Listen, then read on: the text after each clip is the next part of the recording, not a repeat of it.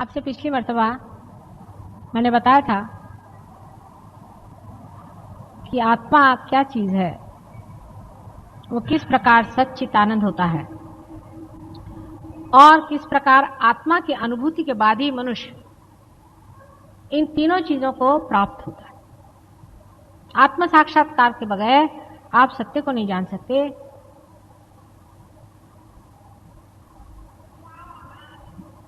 आप आनंद को नहीं पा सकते।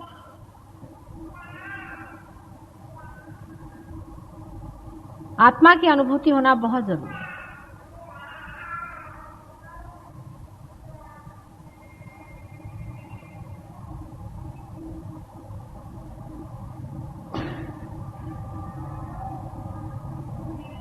अब आप आत्मा से बातचीत कर सकते हैं, आत्मा से पूछ सकते हैं।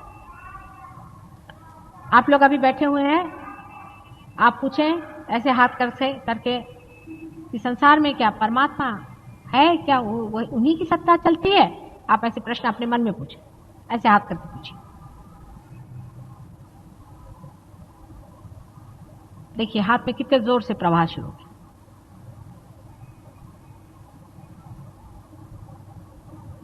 कोई सा भी सत्य आप जान नहीं सकते जब तक आपने अपनी आत्मा की अनुभूति नहीं ली, माने जब तक आपका उससे संबंध नहीं हुआ। आत्मा से संबंध होना सहयोग से बहुत आसानी से घटित होता है।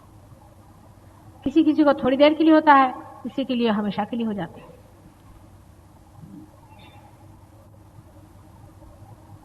आत्मा से संबंध होने के बाद हमको उससे तादात्म्य पाना होता है। माने ये कि मैंने आपको जाना, ठीक है, आपको मैंने पहचाना, ठीक है, लेकिन मैं आप नहीं हो गई हूं। आपको मैं देख रही हूं और आप मुझे देख रहे हैं।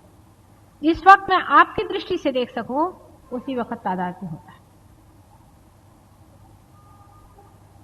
आत्मा के अंदर प्रवेश करके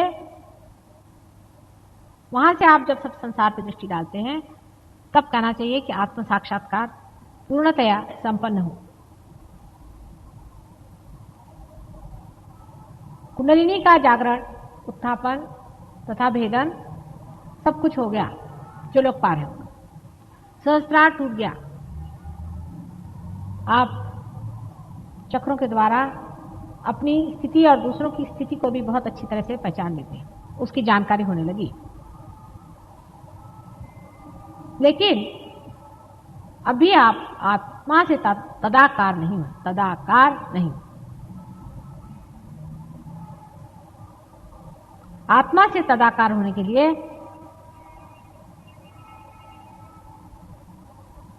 सबसे पहले मैं नहीं हूं ऐसा मानना चाहिए। वो ही वो है, तू ही तू है। पहले आत्मा को मानना चाहिए कि तू ही तू है, मैं नहीं। कबीरदास ने बहुत अच्छे से कहा है कि जब धुनकने वाला धुनकता है तो धुनकी की आवाज आती है तू ही तू ही। लेकिन जब बकरी के पेट में अतड़ियों के रूप में होती है तो तब कहती है मैं। फिर बकरी के अतड़ियों से निकल के उसकी अच्छी पिटाई होती, सफाई होती, तानी जाती, खींची जाती, सुखाई जाती, और जब उसे फिर धुनकनी पे लगाते हैं तो हर समय कहती तू ही तू ही तू ही तू ही तू ही तू ही। ऐसे ही हमारे मन का है।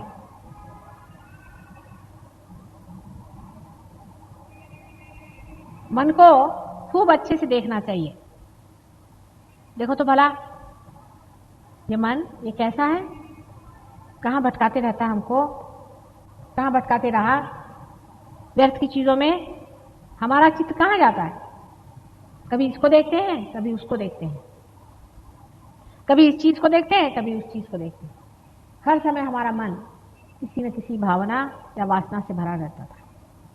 अब उसमें प्रकाश हो गया, हम देखते हैं इसमें वासना है, भावना है, लेकिन तो भी हम इस गंदी चीज को अपने साथ लिए चले जा रहे हैं। इसको धुनकना है, मारना पीटना नहीं है, धुनकना है। तो उसकी ओर देखें,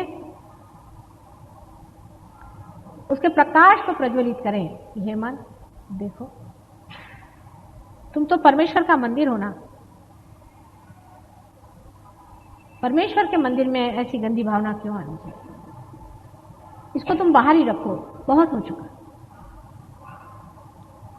पहले कवि लोग ऐसे लिखते थे कि मन समझ समझ पग धरी।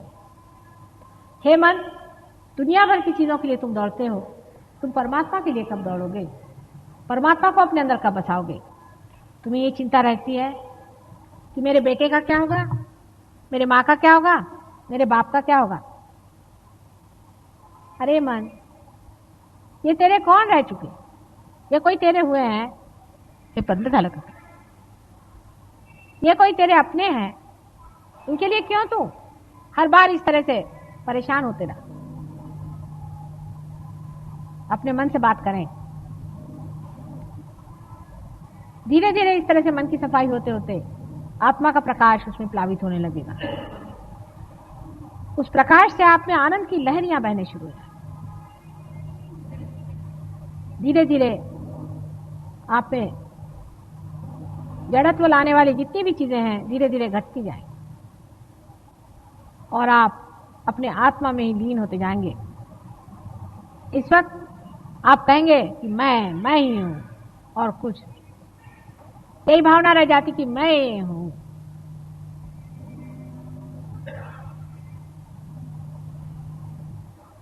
आत्मा ही आप हो जाते हैं और आप कहते हैं कि मैं ही हूं। जब आत्मा के अंदर से दृष्टि होने लग जाती है तो आप कहते हैं कि ये मैं हूं, ये संसार मैं हूं, ये सृष्टि मैं हूं, ये समुंदर मैं हूं, ये दुनिया की कोई चीज ऐसी नहीं जो मैं नहीं हूं। हर एक चीज में मैं ही हूं, मैं ही बसा हुआ हूं। हर चीज में मेरा ही वास, मेरे से ही सारी सृष्टि स्पंदित है, मेरे बगैर सृष्टि का निर्माण ही नहीं। मैं ही मैं सब कुछ। यह अहंकार नहीं, यह वास्तविक, यह असलियत है। इसे अस्मिता कहते हैं। लेकिन उसको पाने के लिए सबसे पहले हमारा जो झूठा मैं है उसे तोड़ना होगा। झूठा मैं में अनेक चीजें, शुरू से आप देखिए कि मैं हूं हिंदुस्तानी, मैं हूं हिंदू, मैं हूं मुसलमान, मैं हूं जैन, मैं हूं फलाने नाम वाली, मैं हूं फलाने नाम वाला, मेरी ये पोजीशन, मेरा ये पैसा, मेरा ये गरूर, मैं साड़ी हूं, कपड़े हूं, मैं स्वेटर हूं, सूट हूं, सब कुछ हूं, मैं नहीं हूं, बाकी सब मैं होता हूं। इस तरह के अनेक मैं लगता हुआ सारी जिंदगी बिताते रहता हूं। फिर एक क्षण भर बैठ के सोचना चाहिए, क्या इसीलिए मेरा जन्म हुआ था? सारी जिंदगी मैंने क्या किया? कहां गई ये दिन? कहां बिताया मैंने? अपना सारा समय कहां बर्बाद किया मैंने? सहज योग के बाद भी बहुत से लोग अभी भी अपना समय बहुत बर्बाद करते। फिर से समय नहीं आने वाला, इस बात को कोई समझते नहीं है।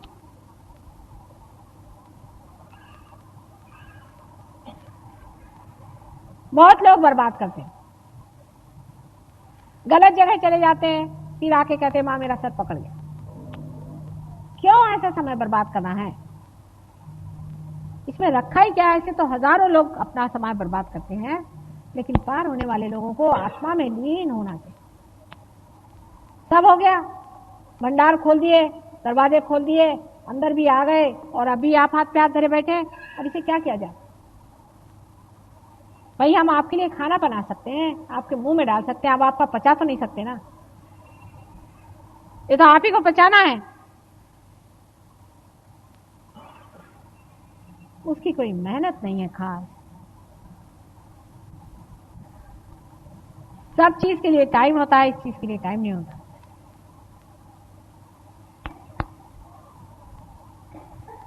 आखिर अपने और चित्त करें कि हमने पाया क्या आज तक? 4 साड़ियां पाली, 2-4 जेवर पा लिए, 8-10 तमगे पा लिए कि फलाने के फलाने थे, ढिकाने के ढिमाके थे। ऐसे हजारों आए और गए, दुनिया में आए और खत्म हो गए। उनका क्या हुआ? मिट्टी हो गए सब लोग। मिट्टी से कोई नरक में गए, कोई कुछ हुए, कोई पत्थर हो गए, क्या हुआ? अब जो फूल खिले हुए हैं इनको तो फल बनना ही पड़ेगा।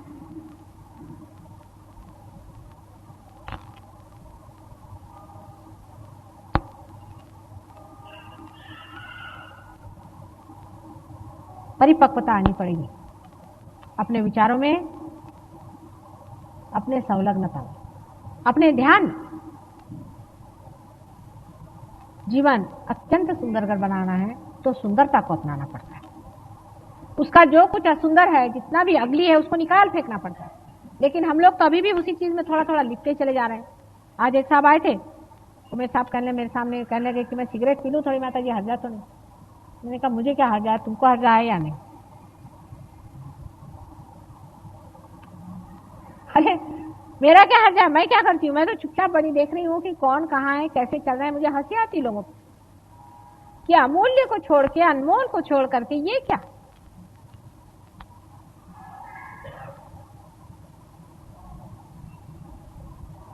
सहज भावना से परमात्मा से कहना चाहिए कि तेरा खेल होने दे, अब मेरा बहुत हो चुका, मैं बैठा हूं, अब तू खेल, देखना मुझे तेरा खेल। इसके अलावा मांगने का क्या है संसार में?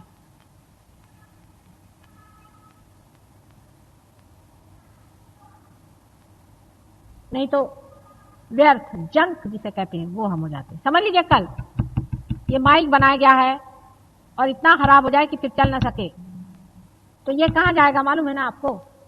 इसका लोहा पीट पाट करके और फिर से मशीन में डाल दिया जाएगा, बाकी इसकी आत्मा तो खत्म होगी।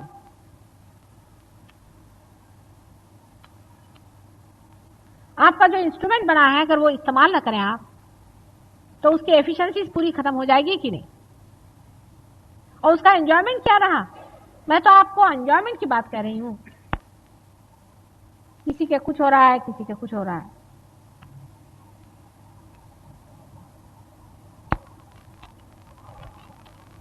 ध्यान में कितनी प्रगति की, आप क्या बने, यही सहयोग में सवाल पूछा जाता है। आप पूछते हैं भगवान है या नहीं, ठीक है, इसका जवाब दे देंगे, वाइब्रेशन से आपको देते हैं।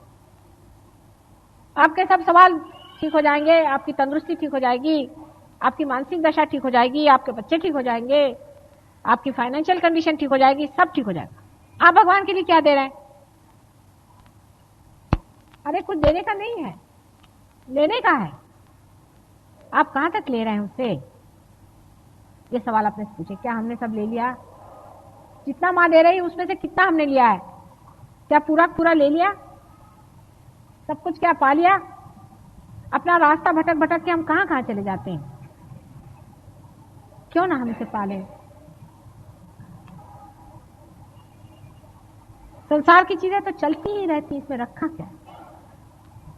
कोई मिलने आया, कोई चला गया, कोई कुछ हुआ, इसमें रखा क्या? हमने कितना पाया है? एक एक इंसान एक एक इंस्टीट्यूशन है, मैंने कहा था, एक एक इंसान एक एक संस्थान।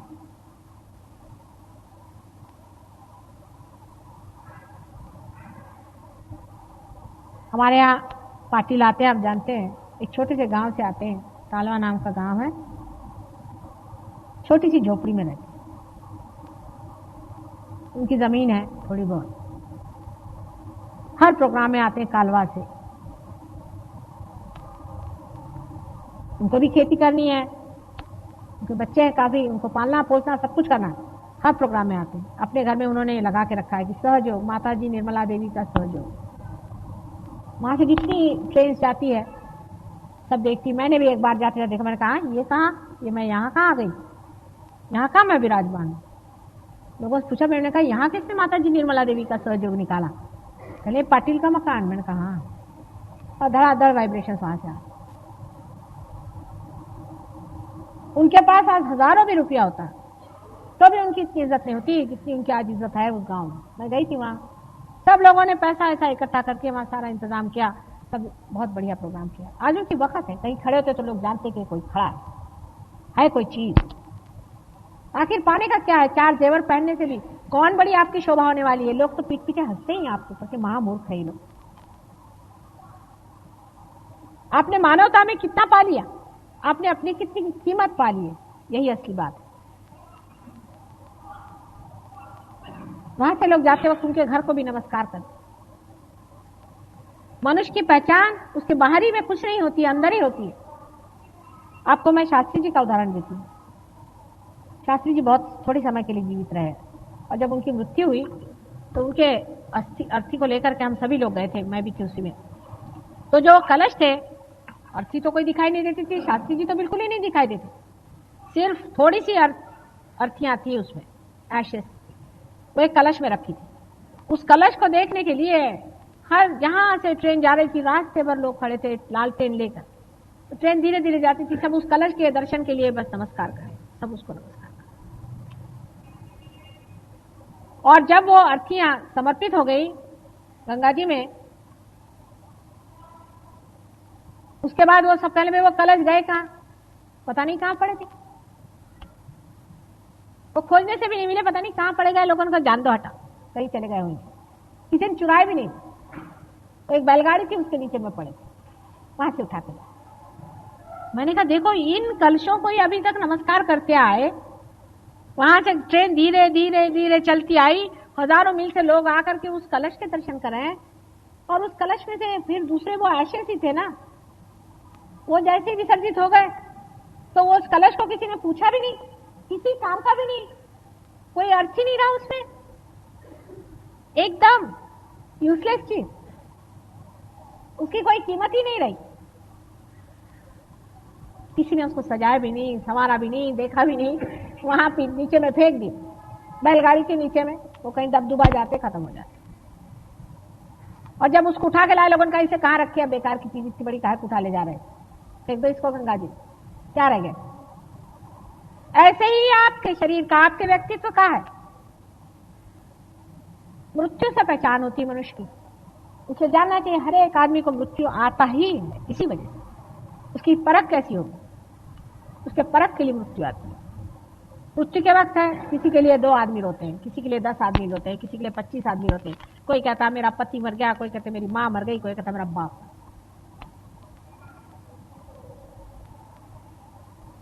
लेकिन कोई कोई लोग ऐसे होते हैं कि जब मर जाते हैं तो जहां उनकी अर्थियां गड़ती हैं वहां से सुगंध की लहरें बहती रहती है। उसके पास से आप उधर जाओ तो कहते हाँ किसके पास आ गए। मैं कश्मीर में गई थी, आश्चर्य की बात है, तो हमारी मोटर चली जा रही थी, मैंने कहा रोको रोको रोको रोको, यहाँ किसकी समाधि? कहले समाधि नहीं है, मोहम्मद साहब का एक बाल रखा हुआ है यहाँ पे, इसको एक बाल कहते हैं। उसी को मैंने नमस्कार किया, एक बाल उनका वहां रखा हुआ, उससे ऐसे वाइब्रेशन चारों तरफ। मैं कहा और नहीं तो हम हैं किस चीज, हमारी कीमत ही क्या है? और जब ये दीप जल गया है, हमारे अंदर ये प्रकाश आ गया है, तो उसकी तो इज्जत करो, उसको तो संभालो, उसको तो अपना। ये सोचने समझने की बात यही है, बाकी सब व्यर्थ का सोच करते बैठे हो, बाकी में सोचने की कोई जरूरत नहीं। करने वाला सब परमेश्वर है, सब कुछ वो करता है। अगर आपको सोचना ही है तो ये सोचना है कि क्या मेरा दीपक इस योग्य है, मैंने कहां रखा है मेरा दीपक? दीपक जला करके आप क्या टेबल के नीचे रखिएगा?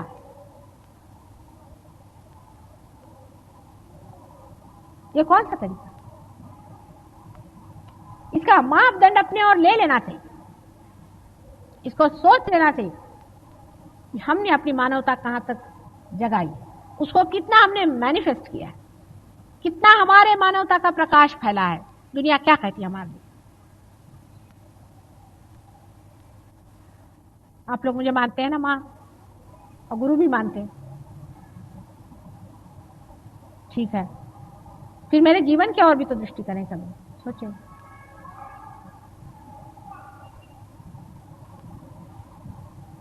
हजारों वर्षों की तपस्या के बाद हम मनुष्य हुए, हजारों वर्षों के बाद, और मनुष्यता के नाते आने पर फिर समझा कि मनुष्य क्या होता है। लेकिन तो भी मैं अभी नहीं समझ पाती हूं कि अमूल्य रत्न हीरा मिलने पर भी मनुष्य उसकी कीमत क्यों नहीं करता है। मुझे बहुत ही कठिनाई होती है। बिल्कुल कैजुअली आदमी रहता है इस मामले में, सोचता है क्या चले जाएंगे, हो जाएगा, कर लेंगे।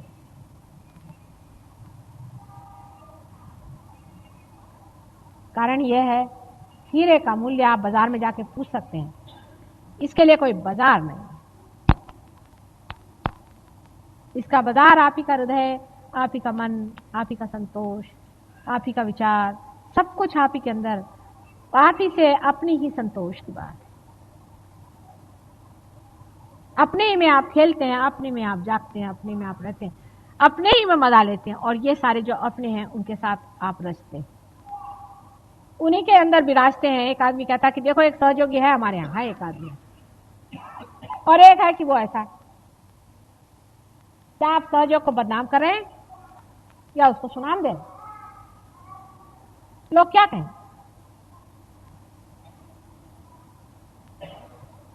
ध्यान में गहरा उतरना आना चाहिए। गहरा उतरने से नहीं होता, इसको फैलाना पड़ेगा। अगर आपने फैलाया नहीं तो परमात्मा आपसे पूछेंगे कि आपका दीप किस लिए जलाया था? कि आप अपने संसारिक भावसागर में घुस के फिर से बुझ जाओ, इसलिए आपका दीप जलाया था क्या माने?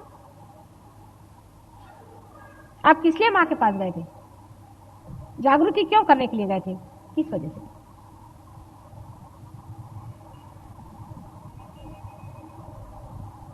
लगन होनी चाहिए, विचार, सारा प्लानिंग यही होना चाहिए कि मैं अपने क्षण क्षण क्षण क्षण कैसे रहूं, कैसे चलूं, यही प्लानिंग होना चाहिए। दुनिया भर के प्लानिंग बंद करिए, वो सब परमात्मा करता है आपको। उल्टा ही प्लानिंग हमेशा दिमाग चलाते रहता है, जिससे हमारा धर्म टूटता जाए। हमें ये कि सवेरे उठे, हाँ थोड़ी देर बाद बैठेंगे, उससे अच्छा थोड़ा सो ही ले, बहुत कैजुअल हो जाता है। सहज चीज बहुत सहज मिलती है, इसमें कोई शंका नहीं। लेकिन जो सहज हुई है, माने आपके साथ जो जन्मी है, इसकी बहुत बड़ी पुरानी परंपरा चली आई है और वो बनाई गई है।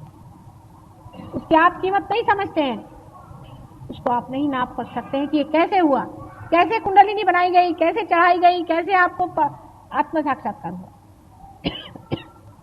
आप तो सोचते हैं कि हाँ मिल गया, जैसे बाजार में जाकर आपने एक साड़ी खरीद लियो, चाहे एक कपड़ा खरीद लियो। नहीं नहीं नहीं नहीं नहीं, ये अनंत की तपस्या है, इससे आपने पाया है, इसका मूल्य जानिए। इसमें गहरे उतरना पड़ेगा, गहरे जाना पड़ेगा, तब आनंद और सुख इस संसार में आएगा। इस संसार की समता, एकता, इस संसार का उत्थान, सभी कुछ आप सहयोगियों पे है, ये तो कम से कम समझ लेना चाहिए।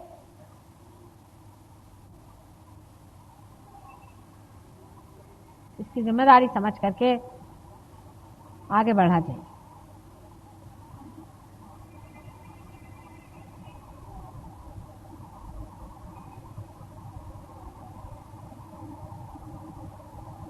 अब आपने देखा ना, जिनको बाधा होती है वो आंख भी नहीं बंद कर पाते, सामने दिखाई देता। पागल कोई ले आइए आप, वो आंख नहीं बंद कर सकता मेरे सामने, उसकी आंख लपक लपक करती, फौरन में पहचान जाती इसको बाधा है, तो बोले चाहे नहीं बोले। अगर आपकी आंख इधर उधर ज्यादा चले तो समझ लेना चाहिए कुछ बाधा ही हमारी है। स्टेडी क्यों नहीं हो पाती आंख स्टेडी रखिए। आपका चित्त इधर उधर जा रहा है तो समझ लेना चाहिए कि कोई ना कोई हमारे अंदर बाधा है, क्यों नहीं हो पाता। हमारा मन घर छोटी छोटी चीजों में उलझता है, और छोटी छोटी चीजों में हम अपना जीवन घर बर्बाद कर रहे हैं, और कुछ भी नहीं कर रहे हैं जो कि करना चाहिए सहयोग के लिए। तो सोचना चाहिए कि हमारे अंदर कोई ना कोई बाधा ही नहीं तो होना चाहिए। अगर आप देखें तो नॉर्मली ऐसा ही होता है, अगर मनुष्य को कोई धन मिल जाए तो फौरन उस धन के व्यय में लग जाता है। बहुत से लोग पूछते हैं कि माता जी वाइब्रेशन आ गया, अब आगे क्या? अरे भाई अब आपकी संस्था बना दी, अब संस्था चलाओ। संस्था बनाने की बात थी, तब की बात हमने कर दी। संस्था बनाने को तो बना दी आपकी संस्था, अब आगे चलाओ। आप संस्था खोलो अपनी और उसको चलाओ। कोई कहेगा कि लो भारतीय विद्या भवन बना दिया, अब आगे क्या? अब इसको चलाना है कि नहीं चलाना? जिस चीज के लिए बनाया वो तो करो। इसलिए बनाया कि दूसरों को प्रकाश दे, दूसरों में प्रकाश भरे, इसलिए आपकी संस्था बनाए। अब आप कर रहे हैं क्या ये काम?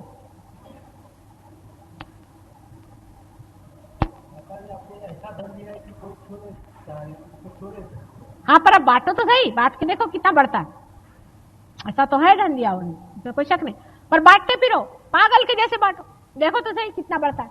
जितना बांटोगे उतना ही बढ़ेगा। इसको बांटे बगैर मजा नहीं आने वाला। इसमें कृपणता करने वाला आदमी कभी सुखी नहीं हो सकता। उसको कोई ना कोई बीमारी होगी, या तो उसको शारीरिक तकलीफ, उसको मानसिक तकलीफ, उसको ये तकलीफ, उसको वो तकलीफ, क्योंकि अंदर से जब संतुलन ही नहीं है तो सब दुनिया भर की बीमारियां, बीमारी माने विकृति। और सुकृति यही है, इसको बांटो, सबको दो मुफ्त में। ये नहीं कहने का कि मेरी पावर है, नहीं नहीं, कुछ नहीं कहने का, सिर्फ कहने का मेरे अंदर से बह रहा, भाई ले लो, तुम भी ले लो, तुम भी ले लो। अपने आप फड़के देखिए। मैंने इनका बार बार उदाहरण दिया। क्या है, एक टीचर है बेचारे, जब उनको मौका मिलता है, जहां मौका मिलता है, जिस परिस्थिति में, अपने बहन से कहो, भाई से कहो, सबसे कहो, भाई देखो तुम अगर बीमार हो तो हम कुछ नहीं कर सकते, तुम सहयोग में आओ तब हम बात करें। कोई आपके दोस्त है, मिलने आते, खाने पीने में हजारों रुपया आप खर्चा करते, लोगों को शराब पिलाने में हजारों रुपया आप खर्चा करते, भाई थोड़ा सा वाइब्रेशन भी खर्चा करो। ये कहने में क्या जाता है कि हमारी माताजी कहती कि शराब पीना बुरी बात है, शराब मत पीना। यहां तो सहयोग में आते हैं और घर में शराब पिलाते। भाई ये बुरी चीज है तो बुरी चीज है, समझ लेना चाहिए। मोहम्मद साहब कोई पागल थे कि नानक साहब कोई पागल थे कि दुनिया भर के लोगों ने शराब को मना किया और सब लोग पागल थे क्या? जिन्होंने जिस चीज को मना किया है वो सब कोई पागल लोग तो नहीं थे ना। किसी ने किसी चीज को कहा, किसी ने किसी चीज को कहा। वजह ये थी कि एक कह गए तो दूसरे ने कहा अच्छा ये छोड़ो, दूसरा कहेंगे। लेकिन लोगों का तो ऐसा है कि इसने ये नहीं कहा तो ये नहीं करो, और उसने ये नहीं कहा तो वो भी नहीं करो। मतलब ये कि कुछ भी नहीं करो, सीधा ही जा। पर ये किसके लिए खोज रहे हो, किसके लिए बना रहे हो? अपने लिए। और कोई भी नहीं इसमें नुकसान पाने वाला, आप ही का अपना नुकसान आप अच्छे से कर रहे हैं। एक हाथ से इधर मार रहे हैं, एक हाथ से इधर मार रहे हैं, दोनों हाथ से अपना नुकसान आप कर रहे हैं। जो चीज बुरी है उसको छोड़ना है, उसमें उलझना ही क्यों, उसमें पढ़ना ही क्यों? अब फेनेटिसिज्म है कि कोई एक मैं फलाना ठिकाना हूं, मैं हूं हिंदू के, मैं कौन हूं, पता नहीं कौन कौन बन के बैठे हुए हैं, कोई भी नहीं। इस तरह के पागलपन को कब छोड़ने वाले आप लोग? ये थोड़ी थोड़ी सी चीजें अगर छूट जाएं तो आत्मा में प्रवेश हो सकता है। आत्मा में बहुत सरल तरीके से आप घुलते जाएंगे और आपको आश्चर्य होगा कि आप ही की अवेयरनेस आत्मा की अवेयरनेस हो गई। और आप जो बोलते हैं अधिकारवाणी से, आप कुछ बोले, एक एक शब्द आपका पकड़ा जाएगा, एक अक्षर आपने कहा उसी की एकदम से उसी वक्त झेल हो जाएगी। सारे के सारे चिरंजीव हाथ लेकर के खड़े हुए हैं, बोलिए। इस बड़ी दशा में आना पर भी अगर आप अपने को स्थानापन्न न करें तो आपकी कौन इज्जत करेगा? अगर राजा अपनी इज्जत नहीं करे तो लोग क्या उसकी इज्जत करेंगे? अरे जो अपनी इज्जत नहीं करता है, अपनी पाई हुई चीज की इज्जत नहीं करता है, उसकी कौन इज्जत करेगा? एक सीधा हिसाब है। ध्यान में जमना पड़ेगा। ध्यान में 4 बजे से मैंने कहा बैठिए, उठ के बैठना पड़ेगा, कोई ऐसी मुश्किल चीज है? 4 बजे उठना कौन सी मुश्किल चीज है? सवेरे उठिए, बैठिए ध्यान। दिन में एक न एक आदमी से सहयोग की बात करो, कम से कम एक से। मतलब घर गृहस्थी की जो चक्की चूल्ही में औरतें उनको करें, बाकी औरतों को तो जो मिले उससे करो, क्या हर्ज है? आपने जिंदगी भर और बातें क्या करी सिवाय फालतू की बातों की? लोगों को देखिए, कहेंगे देखो इस दुकान में अच्छा मिलता। क्या आपको क्या सेल्समैन किसने बनाया? कभी किसी के लगे मैंने वो बड़ा अच्छा आदमी, बड़ा बुरा आदमी, कोई आप कोई लीडर है? आपने जो पाया इतना बहुमूल्य, उसको कितना बढ़ाया आपने? और बढ़ा के उसको जमाइए लोगों के अंदर में, उसको बिठाइए।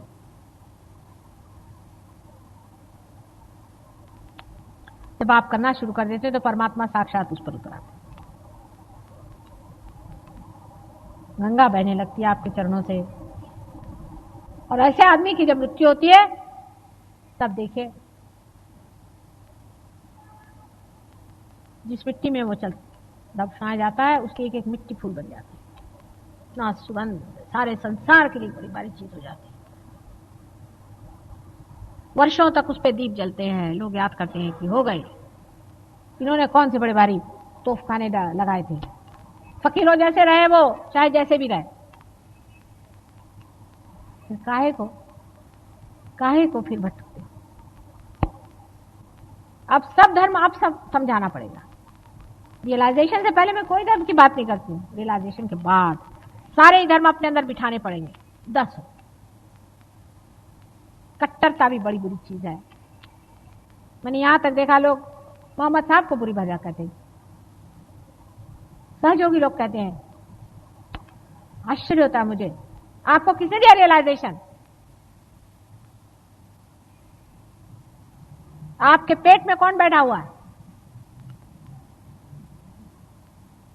किसने वर्षों की तपस्या करके आपके पेट में प्रवेश किया हुआ है? किसने आपको जागृति दी?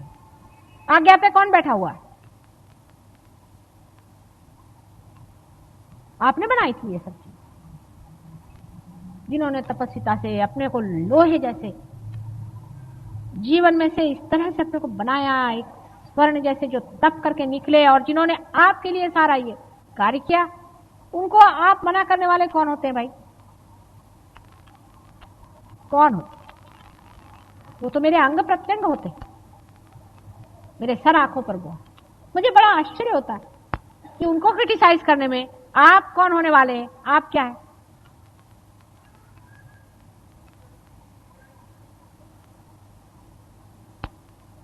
किसी भी ऐसी महान शक्ति जो इन देवता में विरजती है, उसका एक शब्द भी उसके खिलाफ कहना, एक बार भी उसके बारे में कहना, या उसके विरोध में मन में विचार आना भी महान पाप के बराबर। आप मान लीजिए मेरी बात, और उससे आपका हृदय चक्र, विशेषतः हृदय पकड़े जाएगा। शिव जी को मनाना बहुत ही मुश्किल है, इस बात पर वो बहुत ही तुले हुए हैं। किसी भी देवता के ऊपर में आपको कोई भी तरह का आप शब्द उठाना मना। आप होंगे अपने घर में बैठे। इसको अगर मनुष्य समझ ले तो कभी नहीं इतनी निंदा करे, किसी भी महान धर्म की कभी निंदा न करे, और अपने धर्म में जागे, अपने को समझे, अपनी सत्ता को समझे, परमात्मा को समझे। यही एकता इसी से होने वाली है, बाह्य बातों से नहीं कि हिंदू मुसलमान एक है और ईसाई सब एक हैं और पारसी सब एक है। इस बात से होने वाली है कि सबके जो आदि गुरु हैं एक ही तत्व है। एक ही तत्व अनेक बार इस संसार में आया है, और हम महामूर्खों जैसे लड़ रहे हैं, जैसे कि वो खंडों में से निकल गई आत्मा थी, उसी तरह से हम बच गए और आपस में लड़खड़ा रहे। जो महान तत्व है, जो हरेक धर्म में, जैन बुद्ध कोई सा भी धर्म, हरेक धर्म में जिस उस महान तत्व की अनेक बार उपासना हुई है, उसी महान तत्व में हम आज पार हुए हैं। उसी महान तत्व ने आज हमें पार किया है। और जब तत्व पे आप आ जाते हैं, ऐसे ही आप समझते हैं कि सारे के अंदर वही तत्व फैला हुआ है, सबके अंदर वही तत्व स्पंदित है, तब हमें अलग अलग होने की बात ही कैसी आती है? हम तो सब एक ही पेड़ की शाखाएं, एक ही पेड़ पे पले हुए सब कुछ। उसके जड़ों को बुरा कहने से हम अपने ही अन्नदाता को कह रहे हैं वो बुरा है। इतना अज्ञान संसार में रहा है, उसकी हद हो गई। अब मनुष्य ने उसको और भी अंधकार में डाला, और अंधकार में डालता ही चला गया। उसमें वो बड़ा पुरुषार्थ समझता, बड़े बड़े धर्म बनाए, कर्म कांड बनाए और धर्म संस्था बनाई, दुनिया भर के तमाशे बना बना करके परमात्मा को घोट मारा।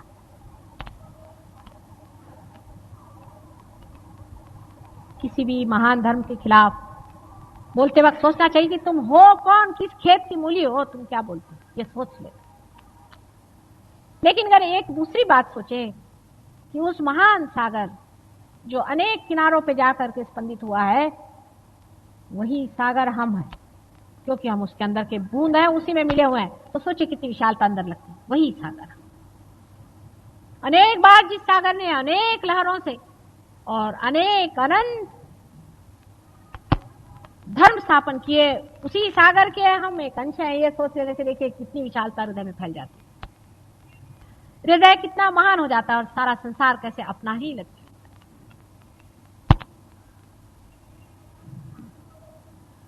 उस विशालता का आनंद उठाइए, कद्रुकता का नहीं, लेकिन विशालता का। किस तरह से दोनों हाथ फैला करके ये प्रेम का सागर सारे संसार में अनेक वर्षों से महक रहा है, और उसी की सुगंध हम ही है, ये सोच करके उसका आनंद महक। अपनी शुद्धता से तोड़, अपने छोटेपन को तोड़ करके। पार हो जाने से ही सब नहीं होता है, पार तो हो ही गए, लेकिन अभी चक्र क्यों पकड़े? क्योंकि आप शुद्ध रहे, कहीं कुछ है, कहीं कुछ है, कहीं कुछ। अभी आप डरते हैं और किसी गुरु के पास जरूर जाते, तो पाइए वहां से।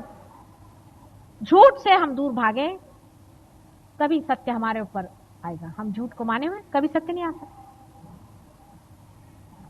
सतर्क रहे और समन्वय हर एक चीज का करें।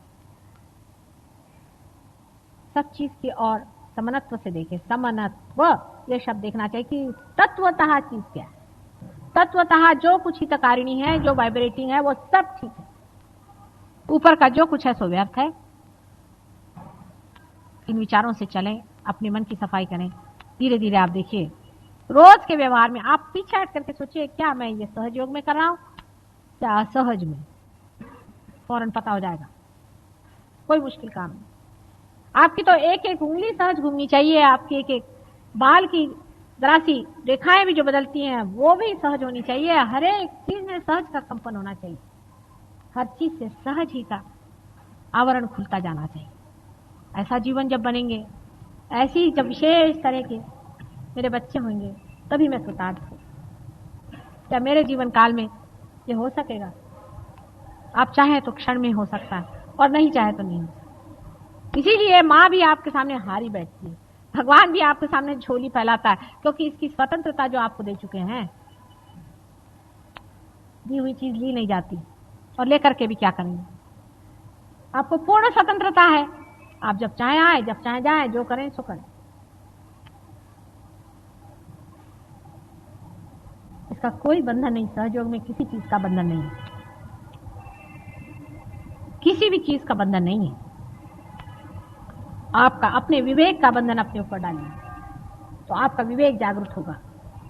अपने समझदारी का बंधन अपने ऊपर डालिए, अपनी विशालता का बंधन अपने ऊपर डालिए, अपनी महानता का बंधन अपने ऊपर डालिए, जिससे कि आप महान हो। और वही अलंकार आप अपने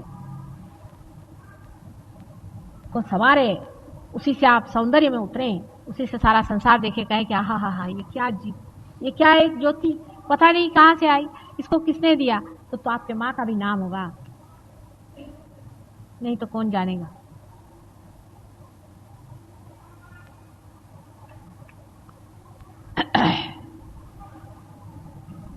हमारे सहयोग में सबसे बड़ी बात जो है वो ये है, सारे धर्मों का अर्थ सहयोग से एक्सप्लेन होता है। ये बहुत बड़ी चीज। आप कोई सी भी धर्म की पुस्तक पढ़ें और उसको आप सहयोग से समझें और लोगों को बताएं तो लोग हैरान हो जाएंगे, अरे इसका अर्थ ये था। क्रिश्चियन लोगों को मैं जब बता, कहले माँ तुम ही कह रही थी तो बाइबल में है। मुसलमान कहते तो कुरान आप कह रही हैं, खलील जिब्रान आप कह रही हैं। बिल्कुल खलील जिब्रान ही बोल रहे हैं। यही नहीं समझ में आता कि माँ बोल रही कि खलील जिब्रान बोल रहा है। जैन कहते हैं अरे यही तो हमारे शास्त्रों में सब लिखा है। बुद्ध कहते हैं यही हमारे शास्त्रों में सब लिखा है। लेकिन उसका प्रत्यक्ष हम यहां दे रहे हैं। उसे लीजिए, आप उसको अपनाइए और दूसरों को भी दिखाइए।